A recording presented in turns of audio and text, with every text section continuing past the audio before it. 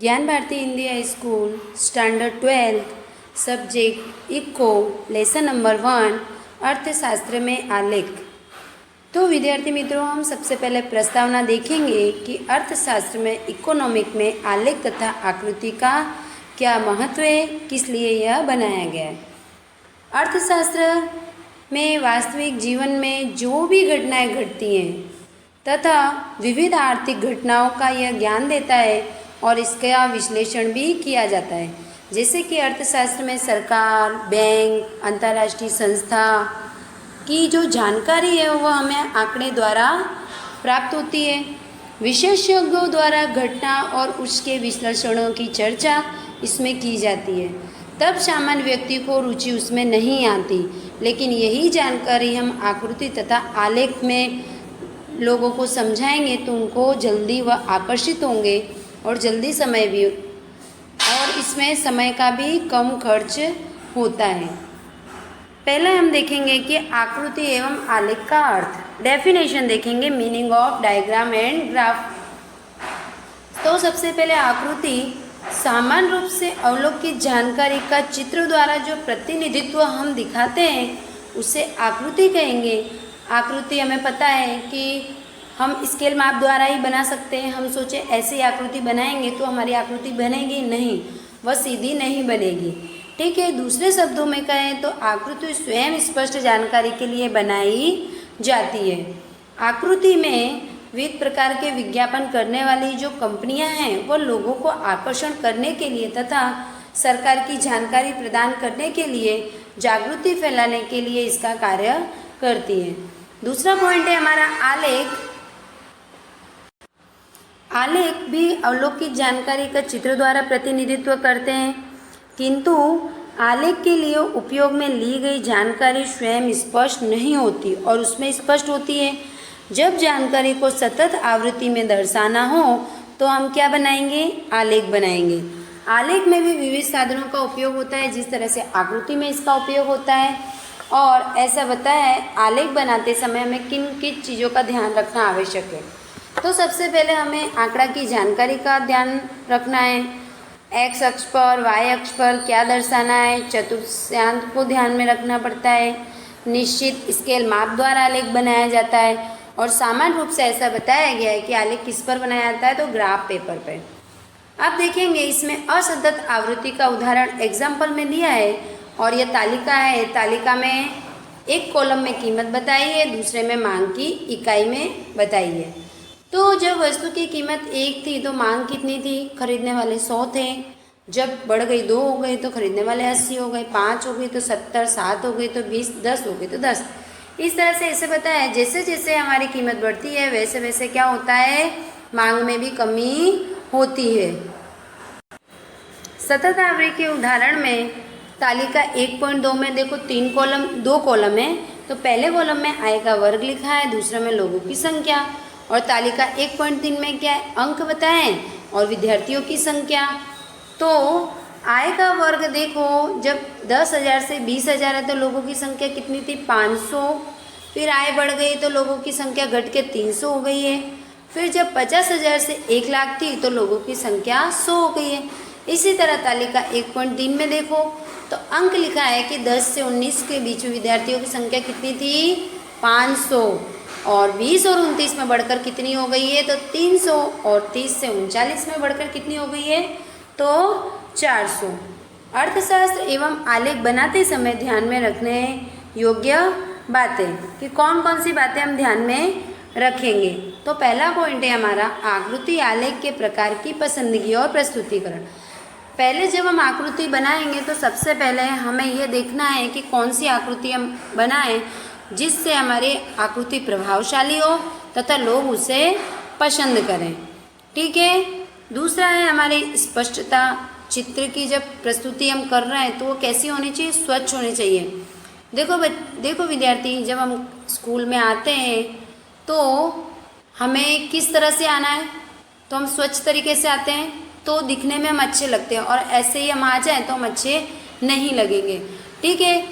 और इसी तरह क्योंकि सभी लोग स्कूल में क्या है, स्कूल का कोड होता है, स्कूल का यूनिफॉर्म होता है, तो एक जैसे दिखते हैं विद्यार्थी, अच्छे दिखते हैं। और वही विद्यार्थी अलग अलग कपड़े पहन के आएंगे तो अच्छे दिखेंगे? नहीं दिखेंगे। इस तरह आकृति में भी क्या होता है कि स्पष्टता होनी चाहिए, स्वच्छ दिखनी चाहिए। विविध प्रकार के रंग सेट द्वारा हम क्या कर सकते हैं, अपनी आकृति को अच्छी बना सकते हैं। तीसरा, निश्चित स्केल माप। संख्या के आधार पर आकृति या आलेख का स्केल माप लेना चाहिए जिससे चित्र का उचित आकार बने।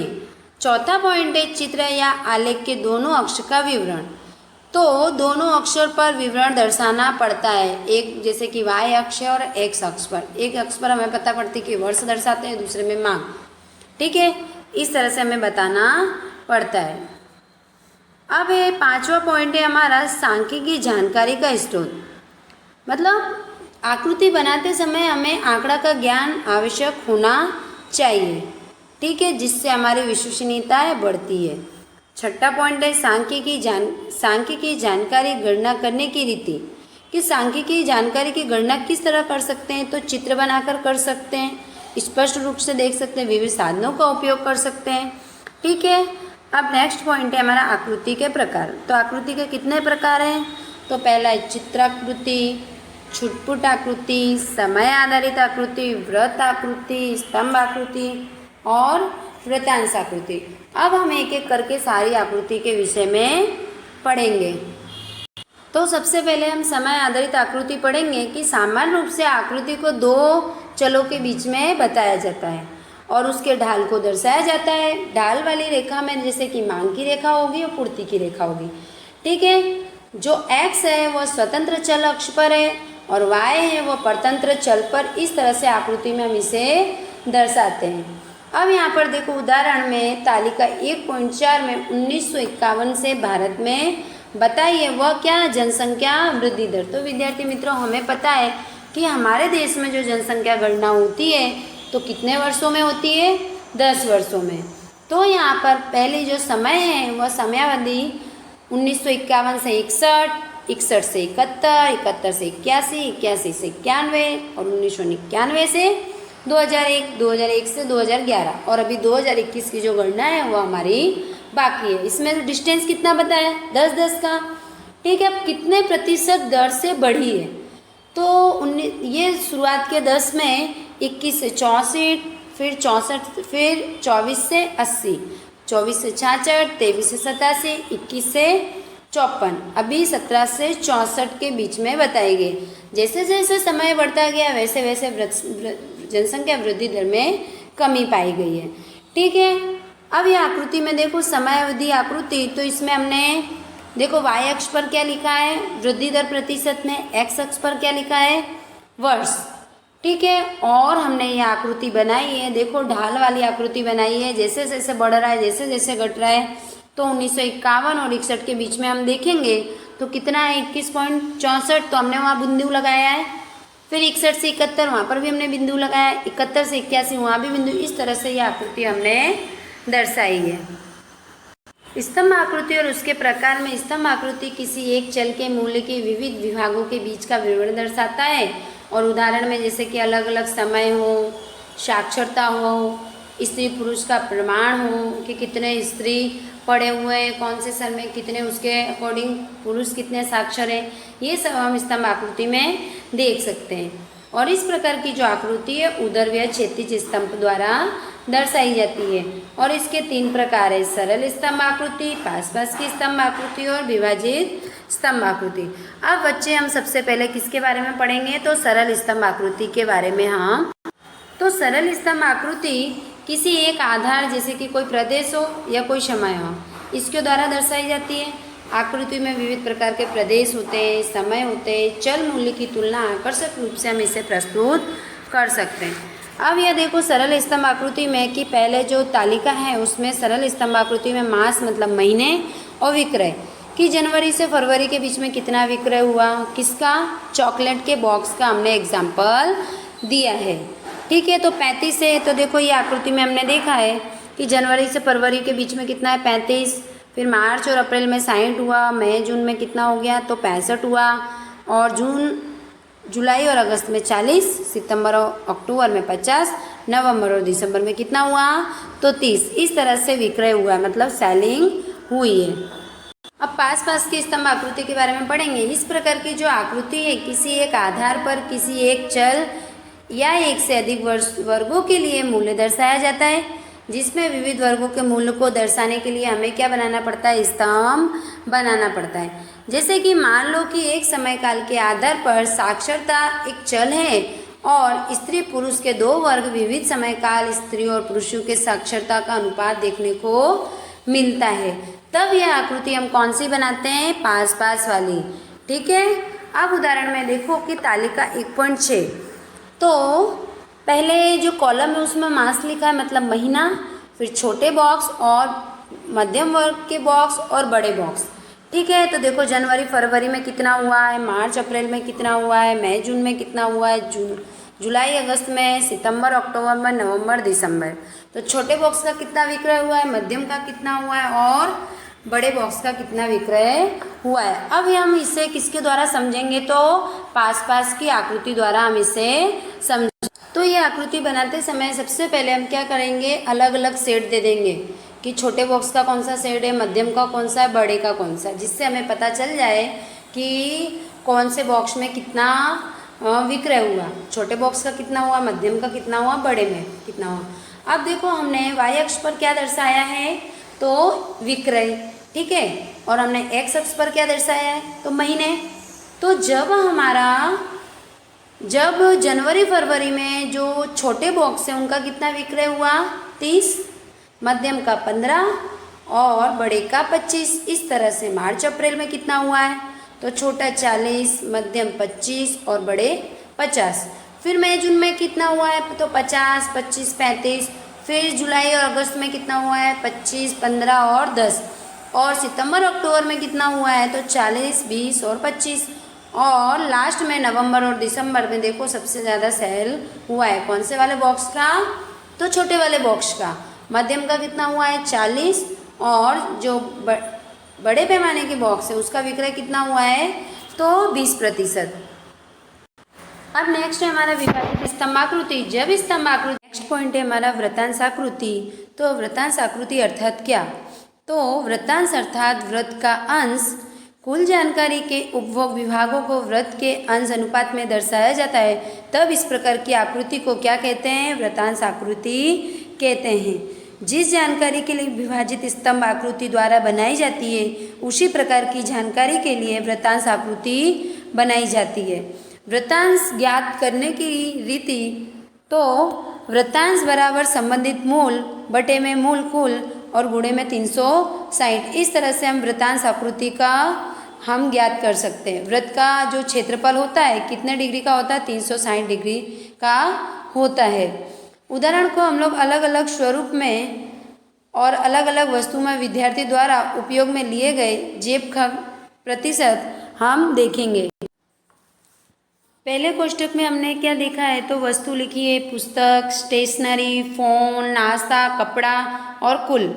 ठीक है। और दूसरा जो कॉलम है हमारा उसमें प्रतिशत खर्च बताया है, तो 20, 5, 30, 15 और टोटल 100। अब वृत्तांश की गणना लास्ट कॉलम में देखेंगे तो 20 को गुणा किया है 360 से, भाग किया है 100 तो कितना आया 72 डिग्री, और 5 को गुणा किया 360 से और डिवाइड किया 100 से तो कितना आया 18 डिग्री। इस तरह से हमने लास्ट में देखो कि 100 गुणे 360 डिवाइड 100 बराबर कितना आया 360 डिग्री आया है। तो ये वृत्त का जो अंश जो हमने ये डायग्राम हमारे सामने है, तो वो डायग्राम में देखो अलग अलग की पुस्तक के लिए अलग सेट दिया है, स्टेशनरी के लिए अलग, साधन के लिए अलग और नाश्ते के लिए अलग और कपड़े के लिए अलग अलग सेट दिया है। इस सेट के द्वारा हमें वृत्तांश आकृति बनाते समय तथा समझाते समय किसी भी प्रकार की समस्या नहीं आएगी, ये स्पष्ट रूप से हमें दिखाई देगा। अब वृत्तांश आकृति बनाते समय ध्यान में रखने योग्य बातें कि कौन कौन सी बातें हम ध्यान में रखेंगे, तो जो वृत्त का कुल क्षेत्रफल है वह कितना होता है, तो 360 डिग्री। जानकारी को प्रत्येक स्तंभ में मूल्य के आधार पर हम वृत्तांश में बताते हैं। प्रत्येक संबंधित विभाग में वृत्तांशों का जो योग है कितना होना चाहिए, 360 डिग्री होना चाहिए। यदि किसी दो समय में दो प्रदेशों के बीच में तुलना करना हो तो हम वृत्तांश आकृति अथवा के पास पास की स्तंभ आकृति बना सकते हैं। अब देखो आलेख के प्रकार, टाइप्स ऑफ ग्राफ। तो आलेख के कौन कौन से प्रकार हैं? तो पहला है सामयिक श्रेणी के रुझान दर्शाने वाले आलेख। दूसरा है सतत आवृत्ति वितरण रखने वाला जानकारी के लिए आलेख, और ये दूसरे वाले उसके पेटा प्रकार हैं, जैसे कि स्तंभालेख, आवृत्ति बहुकोण, आवृत्ति वक्र, संचयी आवृत्ति, और तीसरा जो है हमारा वह क्या है? लघु गुणक। ठीक है। अब सामयिक श्रेणी के रुझान दर्शाने वाले आलेख में व्यापार अथवा आर्थिक प्रवृत्ति के चक्र में लंबे समय के लिए अथवा के कम समय के लिए अनियमित परिवर्तन जो हम देखते हैं, और सांख्यिकी के साधनों द्वारा हम इसके जो भी समस्या है उसे हम समझाते हैं। अब अर्थशास्त्र के अध्ययन में टेक्नोलॉजी का उपयोग। ठीक है, कि अर्थशास्त्र में किस तरह से हम टेक्नोलॉजी का उपयोग कर सकते हैं। तो जो आज का समय है वह टेक्नोलॉजी का युग माना जाता है। हम हमारे दैनिक जीवन में कहीं ना कहीं टेक्नोलॉजी का खूब उपयोग करते हैं, जैसे कि एक दूसरे को बात करना हो, वीडियो कॉलिंग करना हो, या किसी चीज़ की बुकिंग कराना हो, गीत सुनना हो, गाड़ी चलाते समय रास्ता ज्ञात करने के लिए, कोई वस्तु खरीदी हो, विविध प्रकार के बिल पे करते हैं, वो भी हम किस द्वारा करते हैं? टेक्नोलॉजी का उपयोग करके करते हैं। अर्थशास्त्र क्या है? एक जीवन जीने की कला है, और यह विज्ञान से संबंधित शास्त्र है। मानव जीवन प्रत्येक समय में वह बदलता रहता है। ठीक है, इसलिए सामान्य प्रजा विशेषज्ञों को अपने लिए हमेशा नए नए परिवर्तनों की जानकारी रखनी पड़ती है, जो हमारी टेक्नोलॉजी में खूब ही मदद साबित हुई है।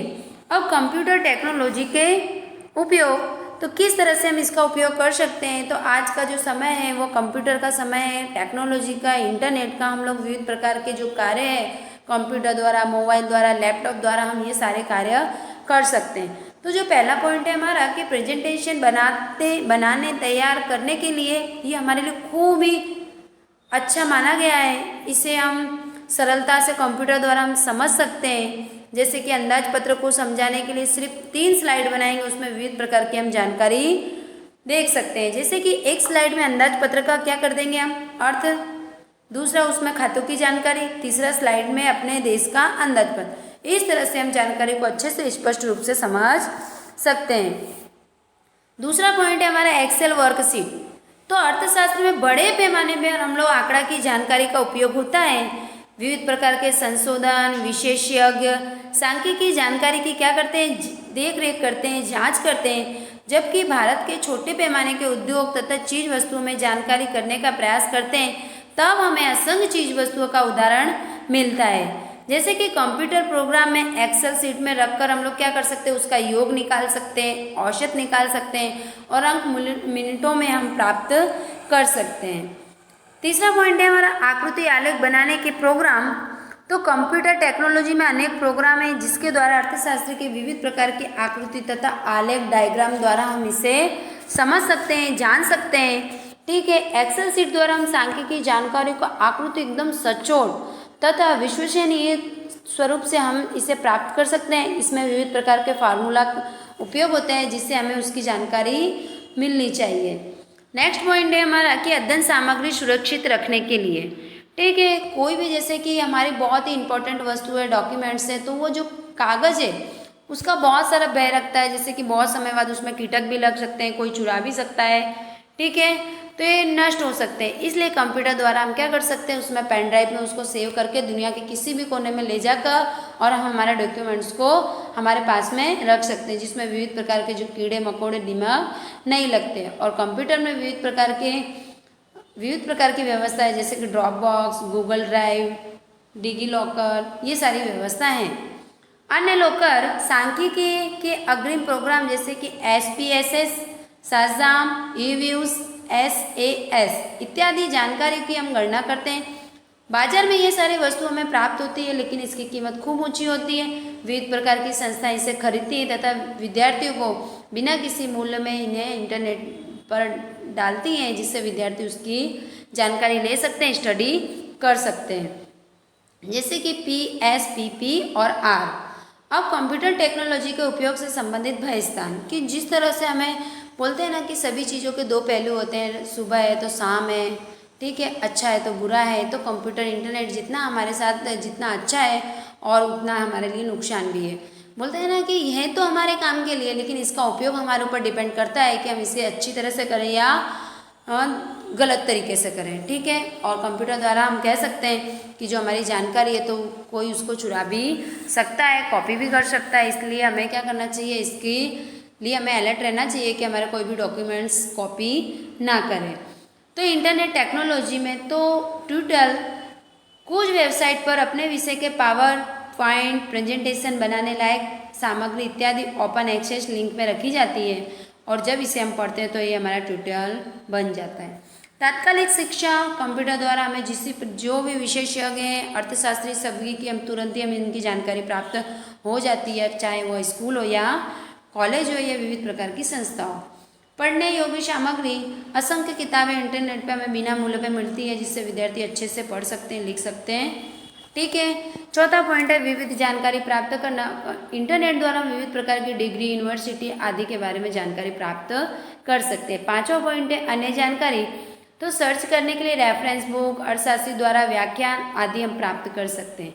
सांख्यिकी जानकारी अर्थशास्त्र में अनेक प्रकार के गौण जानकारी का उपयोग करते हैं, जैसे कि सरकार के बजट की जानकारी, बैंक की जानकारी, कृषि का उत्पादन, बेरोजगारी, गरीबी, जनसंख्या का प्रमाण तथा निरक्षर, शिक्षित, रोजगार आदि के बारे में हमें जानकारी प्राप्त होती है। अब इंटरनेट के उपयोग से संबंधित वह स्थान जो कि शिक्षक अपनी स्वयं की विचार शक्ति, तर्क शक्ति का स्थान नहीं ले सकता। इंटरनेट पर अनेक प्रकार से गलत अपलोड नकल की गई जानकारी उपलब्ध होती है, तो विद्यार्थी को ये सारी चीज़ों से क्या करना चाहिए, दूर रहना चाहिए।